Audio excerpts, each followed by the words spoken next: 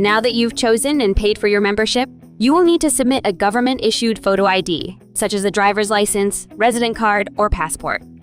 This is an essential step toward determining your bidding eligibility. Since every state has its own licensing laws, we've created a license assistance engine to make things simple.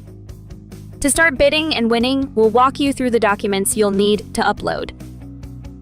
We recommend uploading a limited power of attorney. This makes it easier to get your title. Business buyers also need to submit the multi-state exemption and affidavit of purchase forms along with applicable business documents. Simply click Attach Files to upload each document separately. You'll need to select the correct document type, country, and state, as well as supply a license number and expiration date if applicable. Once all your documents are attached, click Submit to finish your registration.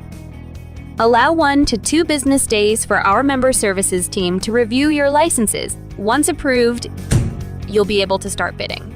If there are any issues with your documents, we'll reach out to you via email and ask you to resubmit them before jumping into an auction. If you don't have the required licenses or documents to bid in your state, don't worry.